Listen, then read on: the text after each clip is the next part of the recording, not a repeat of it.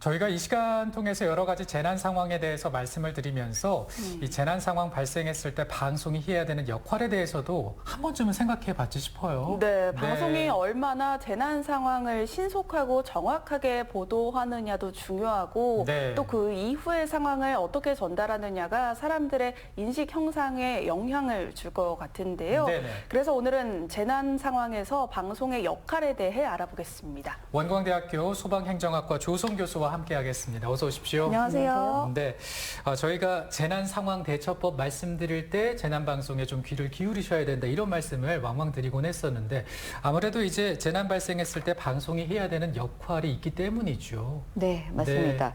그 뭐 태풍이 온다거나 뭐 폭염 한파가 있을 때 예보를 보시고 또한 주의사항들 같은 거 귀를 기울이시게 되는데요. 경각심을 갖는 게 굉장히 중요하기 때문에 행동 변화를 위해서는 이런 보도들이 큰 도움이 됩니다. 대비나 구조 복구에 관한 필요한 정보들도 알아야 우리가 대처를 쉽게 할 수 있는데 이런 정보들을 뭐 텔레비전이나 라디오에서 손쉽게 알 수 있다면 큰 도움이 될 수밖에 없겠죠. 네. 원래 재난 방송이라는 것은 뭐 민방위 사태 포함해서 각종의 재난 상황이 발생했거나 혹은 발생할 우려가 있을 때 이것을 예방하거나 대피하고 구조 복구하는 데 필요한 정보를 제공하는 방송 전체를 의미를 합니다. 그래서 방송 보도가 이렇게 신속하고 또 정확하게 알려주는 것들이 굉장히 중요하다고 볼 수가 있습니다. 네, 특히나 요즘은 방송이 안 미치는 곳이 없기 때문에 네네. 이 재난 방송이 사전 예방 역할에도 큰 역할을 하지 않나 싶어요. 네.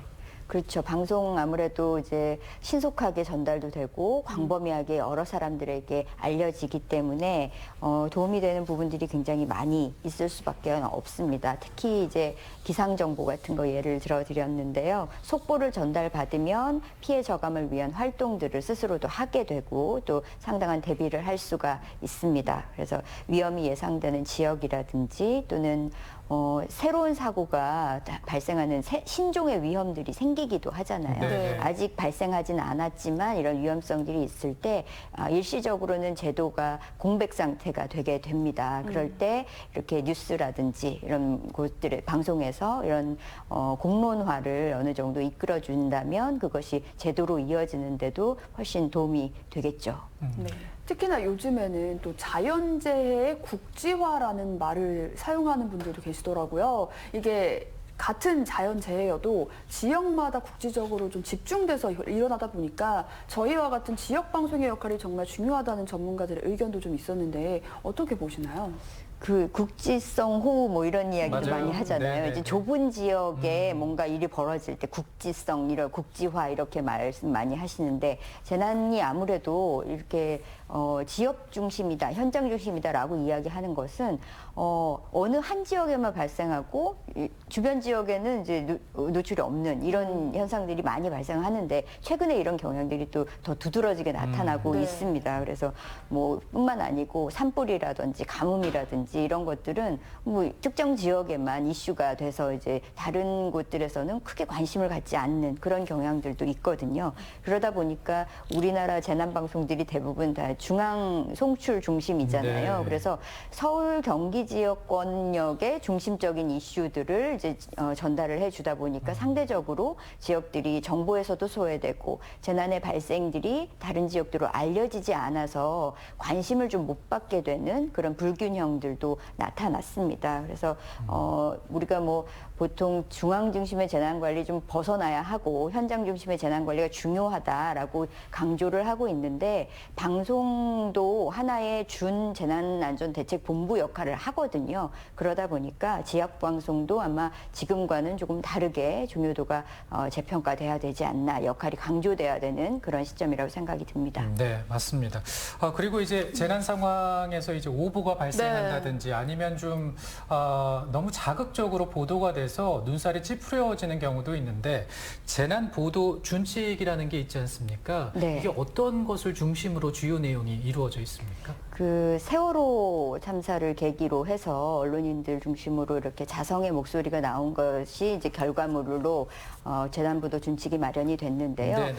뭐 상황에 대한 오보라던가 중요하게는 또 재난 원인과 직접적인 관련이 없는 내용, 뭐 피해자 유가족에 관한 여론이라든지 동태 이런 것들이 좀 부각이 되면서 아무래도 이렇게 그 언론 기능 중에 방제나 복구에 대한 그 역할들이 원래 주어져 있음에도 불구하고 이런 것들에 비해서 피해의 다른 측면들을 좀 강조하게 보도에서 네네. 많이 나타나게 됐던 그런 문제점들 때문에 이런 체계가 마련이 된 것이고요. 네. 아무래도 재난관리 체계상 말씀드린 것처럼 하나의 파트너라는 인식들이 있어야 되기 때문에 그런 측면에서 본다면 뭐 피해자 그 주변 그리고 피해 지역에 대한 어려움들을 극복하고 하루빨리 일상으로 돌아가는데 도움을 주는 기능들을 좀 중점적으로 보도가 좀 이루어져야 되겠다라는 강조들이 있습니다. 그래서 재난 보도 안에서 사회적인 혼란이나 불안을 야기할 수 있을 만한 내용들 그리고 과도한 취재 경쟁 때문에 뭐 이렇게 재난 수습에 지장을 주는 행위들을 초래하지 않도록 노력을 해야 되겠고요. 특히 이제 피해자의 명예라든지 또는 사생활, 개인의 인권 이런 것들에 대해서 침해하는 일이 없도록 각별하게 주의가 필요할 것 같습니다. 네, 어떻게 보도할 것인가에 대한 이야기를 좀 더 나눠보고 싶은데 신속하고 정확한 보도만큼 중요한 게 또 바로 인권이지 않나 싶어요. 네, 지금 뭐 재난 발생의 근본 원인들을 추적해 가다 보니까 아무래도 책임자 처벌을 해야 된다거나 감정적이고 선정적인 보도들이 이루어질 수밖에는 없었던 경향들이 있었는데요. 이렇게 개별 사건에만 초점을 맞추지 말고 개개인의 행위자 이런 사람들의 잘못 때문에 재난이 발생했다 이렇게 지나치게 집중하게 되면 네. 사실은 좀 문제점들이 나타날 수가 있습니다. 특히 이렇게 재난 피해자와 관련해서 어떤 보상금의 이슈를 뭐 대뜸 꺼낸다든지 아니면 뭐 사망한 학생들의 뭐 집이나 학교를 찾아가서 개인 소지품들을 이렇게 촬영한다든지 네. 하는 문제들도 있고요. 또는 뭐 구조된 학생들한테 친구 누구가 사망한 걸 알고 있느냐라고 해서 굉장히 충격을 주는 그런 행위들 뭐 상당히 인권 침해의 가장 대표적인 경향들이라고 보이고요. 그런 것들뿐만 아니고 가족 중에 누가 이제 다들 사망했는데 혼자 살아남게 된 어린 아이의 표정이라던가 아니면 뭐 재산이나 뭐 집을 다 잃고 망연자실한 주민들의 표정을 아주 클로즈업해서 나타낸다든가 하는 것들은 실제로는 약간의 흥미거리거나 아니면 이 사람들을 어떤 동정의 대상으로 바라보는 시선일 수밖에는 없거든요. 그래서 이런 것들이 실제로는 우리가 알게 모르게 우리 주변에서 굉장히 익숙한 시선이기 때문에 경각심 없이 바라보고는 있지만 이런 것들이 하나하나 쌓이다 보면 결국은 재난과 나를 분리해서 타자화시키는 그런 경향들로 나타나게 됩니다. 이런 것은 오히려 재난에 대한 경각심을 갖고 위험성을 인지하는 데 도움이 되지는 않고요. 오히려 이제 재난 상황을 분리해서 보다 보니까 이 재난에 대해서 좀 객관적으로 볼 수 있는 시각을 좀 없앨 수 있는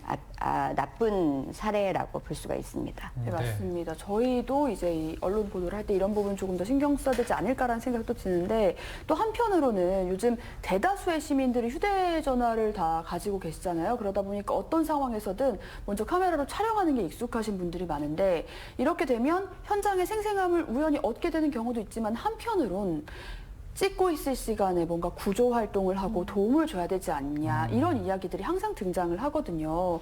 이런 부분도 저희가 다시 한번 생각해 봐야 하지 않을까라는 생각이 들어요. 네, 지금 뭐 말씀해 주신 것처럼 원래는 실제 이제 보도가 사명인 분들이 있으시잖아요. 이렇게 이런 분들은 이제 언론으로서 재난의 참상들을 많은 분들에게 좀 알리고 또 그런 것들이 본연의 역할이라고 생각이 들고요. 네.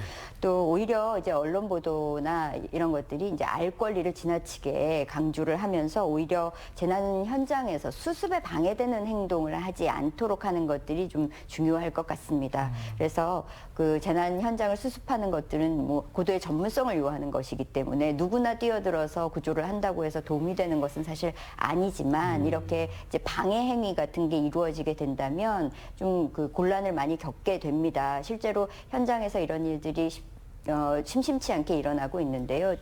가장 비근한 예로는 그 마우나 오션 리조트 체육관 붕괴돼서 네. 대학생들이 좀 피해를 입었던 그런 사고가 있었는데 당시에 이제 폭설 때문에 체육관이 무너졌던 것이었거든요. 이게 리조트가 이제 산 중턱에 있다 보니까 편도 1차선 그 양쪽 2차선 도로가 그 눈에 지금 복잡한 상황이었는데 보도하기 위한 취재 차량이 뒤엉키면서 실제로 구조 차량이라든지 장비가 투입되는데 굉장히 시간 지연이 있었던 사례들도 있었습니다. 그런 네. 점들에 대해서 오히려 좀 주의가 필요할 것 같습니다. 네, 이렇게 재난이나 사고를 보도할 때 어떤 정보에 집중을 해서 보도를 할 것인가 언론인이 이제 고민을 해야 되는 부분인데요. 과거 사례 비춰보면은 그 사고로 인한 그 불편에 집중하는 경향이 많았었잖아요. 네, 요즘 많이 개선이 됐다라고 네. 보이는데요. 이전에 이제 기사들을 작성하시는 패턴이 보통은 교통사고가 발생했다, 어떤 그 산사태가 발생했다 이렇게 했을 때 어떤 사고가 무슨 피해를 낳았고 인명피해라든지 뭐 재산피해라든지 이 보도 이후에 마지막 마무리는 일대가 정체로 큰 불편을 겪었다든지 네. 아니면 우회하는 차량들로 혼잡을 빚었다든지 하는 그런 마무리가 되는 경우들이 꽤 많이 있었습니다. 그것 자체가 사실은 누군가의 그 행위 때문에 일어난 사고든 그것이 재난이든 뭐 인명피해가 있었음에도 불구하고 그것을 우리는 그 불편이라고만 여기는 그런 시선을 좀 낳게 되는 것 같습니다. 네. 그래서 재난에 대해서 이렇게 원인 특정에만 너무 초점을 두지 마시고 이것이 이제 나와 무관한 일이라고 생각하는 순간 위험을 자꾸만 피하게 되거든요. 그것이 좀 지속이 되고 장기화되면 실제로는 이것이 혐오로까지 이어지게 됩니다. 그래서 좀 주의가 필요한 부분들입니다. 네, 또 보도로 인해서 피해 보고가 빨라지는 경우도 있다고 하는데 어떻게 보도하느냐가 공동체 의식을 높이는 데 도움이 된다고 하더라고요. 네, 그렇죠. 방송 영향력이 굉장히 큰 부분인 거는 맞습니다. 사실인 네. 것 같습니다. 이게 우리 그 대표적으로 허베이 스피리토 예를 들면 그때 자원봉사자들이 굉장히 많이 가서 엄청난 그 자원봉사자의 힘을 보여주셨잖아요. 그 피해 복구에 큰 도움이 됐었는데 여기에서도 이제 보도에 그런 영향들이 많이 있었고 또 우리나라에서는 많이 있지는 않지만 간혹 이렇게 재난 생존자들의 이후의 삶을 조명해주는 그런 프로그램들도 있습니다. 그래서 이런 복원하기 위한 노력, 그 생존자들이 주어진 삶을 계속 살아가는 어려움들을 같이 공유를 함으로써 오히려 재난에 대한 의미 그리고 영향이 우리에게 이렇게 광범위하다는 것을 일깨우는 계기도 마련이 될 것 같습니다. 네, 오늘 재난 상황에서 방송의 역할에 대해서 좀 알아보고 있는데요. 마지막으로 이런 상황에서 지역 방송이 어떤 걸 좀 더 유념하고 노력하면 좋을까요? 네, 아무래도 이제 정보에 대한 소외 이런 것들을 이제 피하기 위해서 지역 방송을 좀 강조를 하고 있는데요. 재난보도 범위 안에서 관심을 갖고 편성에 많이 이제 확대가 될 수 있도록 하는 것들은 시청자들의 좀 요구도 굉장히 중요할 것 같습니다. 그런 네. 부분에 있어서 시민들도 적극적으로 역할을 해주셨으면 하고 바랍니다. 알겠습니다. 지역민들의 안전, 우리 방송의 역할과 책임이 있다는 것도 잊지 말아야겠습니다. 조성 교수와 함께 얘기 나눴습니다. 고맙습니다. 감사합니다. 희윤 씨 잘 들었습니다. 감사합니다. 바람이 선선해지면서 야외 활동하는 분들 많아지고 있는데요. 이 시원한 그늘 아래서 맨발로 걷는 분들이 있는데 네. 이런 분들은 좀 조심하셔야 되겠더라고요. 네, 발에 상처가 있는 분들 절대 안 되고요. 네. 평발이나 무지 외반증 있는 분들도 발에 피로도를 줄 수 있어서 피하셔야 됩니다.